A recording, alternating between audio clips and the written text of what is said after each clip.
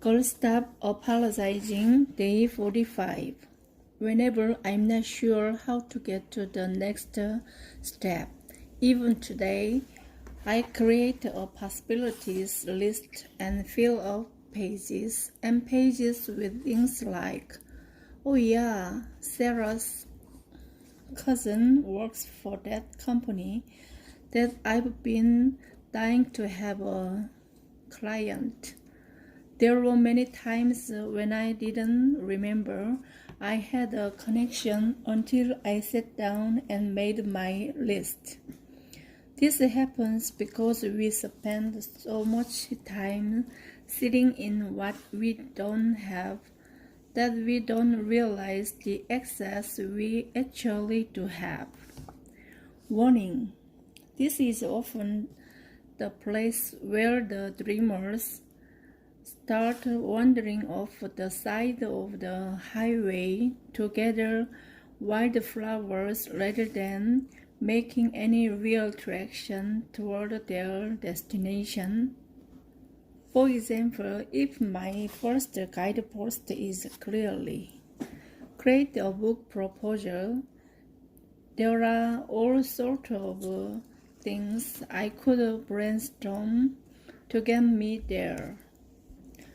Researching book proposals, creating a Pinterest board of ideas, finding out the structure of a book proposal for this genre, talking to authors in this space and asking them for advice, finding a graphic designer to help me lay it out, taking on an online course to learn about book proposals, going to a writers' conference, and so forth.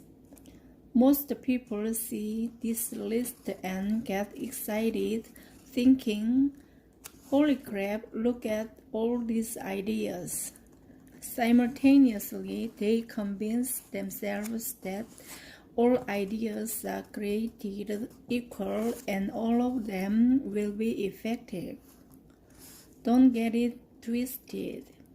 Not all of these ideas will get me anywhere closer to my goal, but many of these ideas are way sexier and way more fun than the tasks that actually will get me there. Creating a Pinterest board, that's so fun. I think I will do that. Ooh, and a writers' conference. I've always wanted to go to one of those.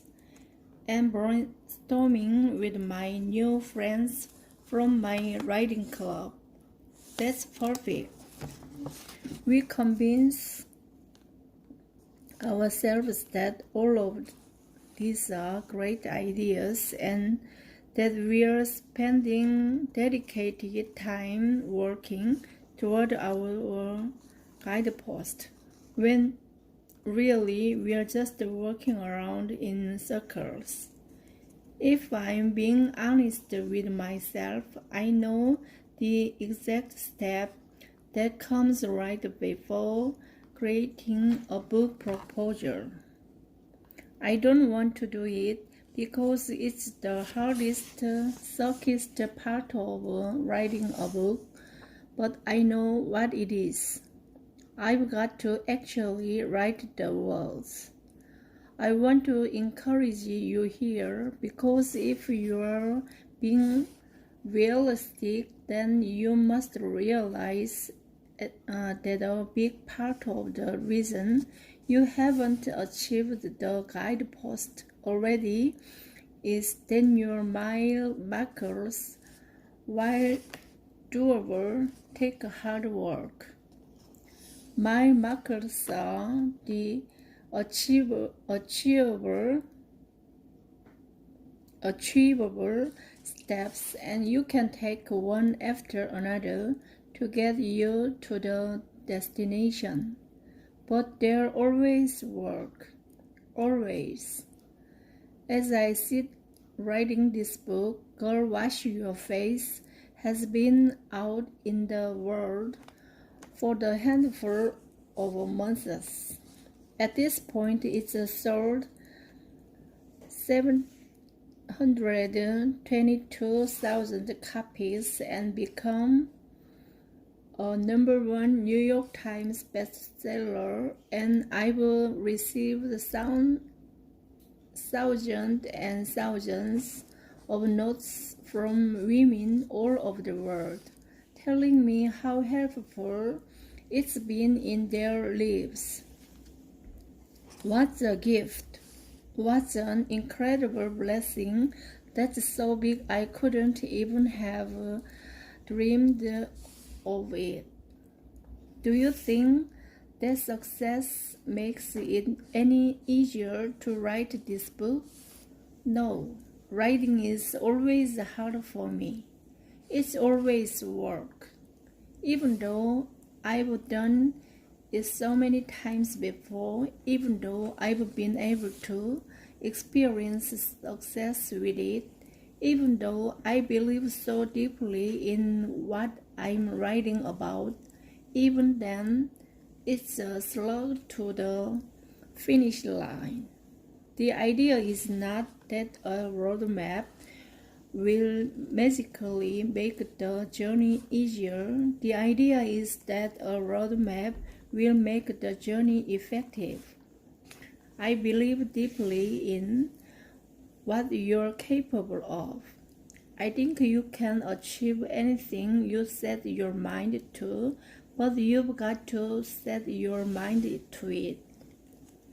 You've got to be relentless in your pursuit and flexible in your methods. So buckle up and start creating the mile markers that will get you to each guidepost. If you're not sure what they are, then ask yourself better questions. For instance, if my question is, how can I sign with a literary agent?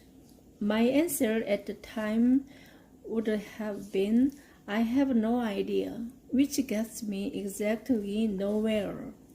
But if I change the question to, who might know how I can get a literary agent? Or where could I research to find out the answer? Or are there books or podcasts or YouTube videos about this? Then suddenly my answers are endless. Remember, if you are not getting effective answers, it's because you're not asking effective questions. Also, don't get freaked out about all the possibilities. This goal of yours is going to feel like something gigantic when you begin. Remember how to eat an elephant one bite at a time. When you're first starting to work toward a goal, it's so easy to get overwhelmed. There are so many things to do and never enough hours to do them. If you are like me, you have 18 to-do lists going and they've got everything on them. If it feels overwhelming, it's because you're trying to do too many things at one time. Slow down.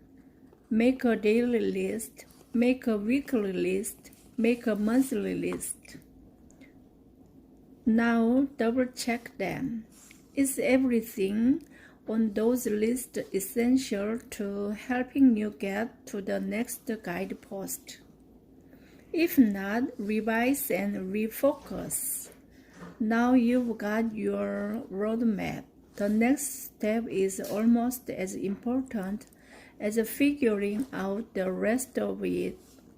In between you and the goal that you've always wanted are three words.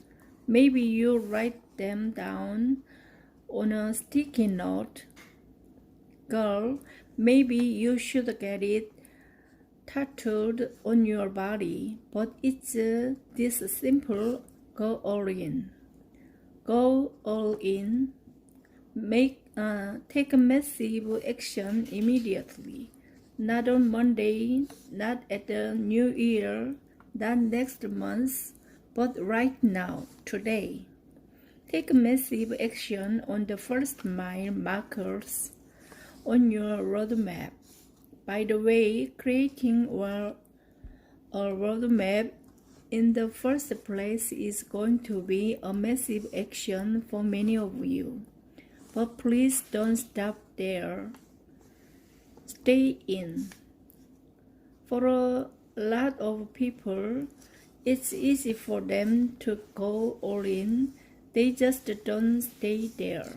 Something will happen and life gets in the way and they fall off the wagon and think, oh, now it's all downhill. No, sister. Half the battle in between you and where you want to go is just your willingness to stand back up.